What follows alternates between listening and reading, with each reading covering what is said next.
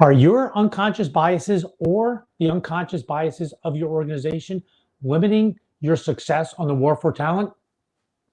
Here's a quick way to look at one, your hiring practices, and two, hiring practices number one, and two, let's look at who you're excluding.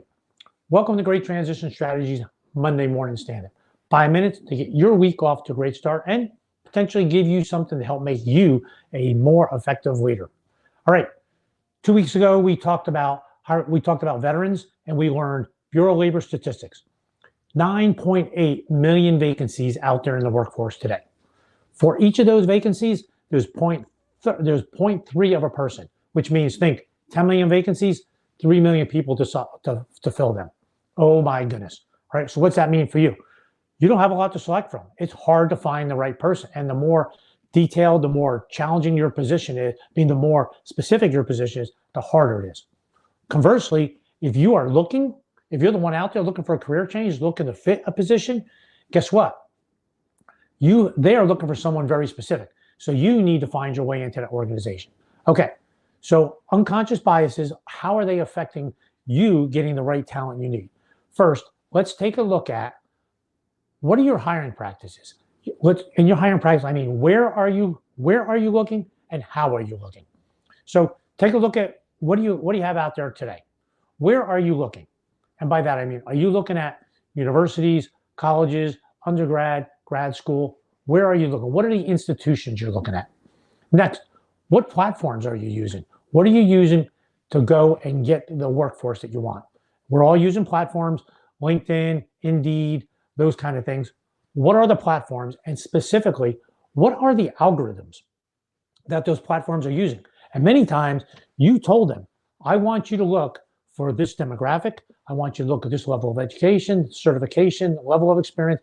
You've told them. So you have narrowed that thing down. So you have narrowed down what you want. This is an opportunity to maybe open the aperture. So analyze. What are the algorithms? What agencies are you using? Recruiters, headhunters, staffing agencies. And you're going with them because they'll look at a narrow group of folks because that's worked in the past. So you have some bias that this is where I think I'm going to best fill my position. So you have these biases that are ongoing.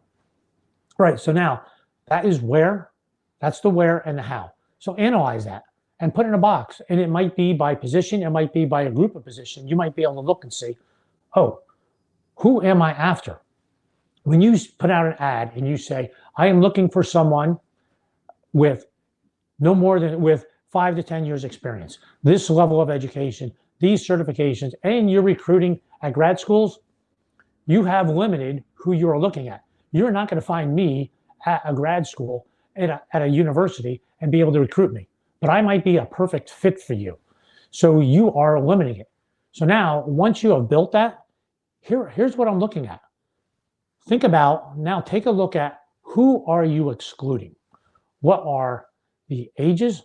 What are the demographics that you're leaving? What level of experience? Here is what research has shown, what typically comes out of that.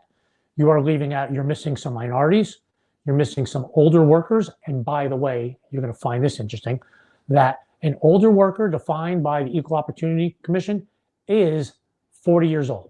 So if you're retiring from the military, you're an older worker. 40 years old in the workforce is considered an older worker. Also, what predictions for the future over the next 10 years, the workforce over 60 is going to increase by 50%. Workforce over 50%.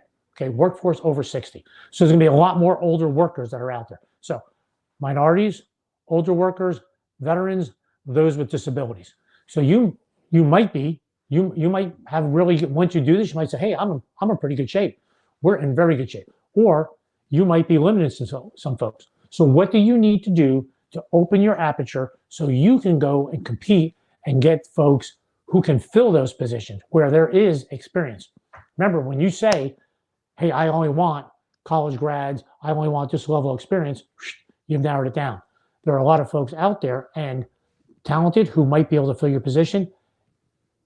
You might need to find a better way to go and get them. So there you go. 2 quick ways. Look at your hiring practices, where and how, and then identify who you might be leaving out so that way you can compete for that talent that's out there today and you can outperform your competition. Thanks for listening. Hope you found that helpful. See you next Monday morning, 8:30. Have a great week.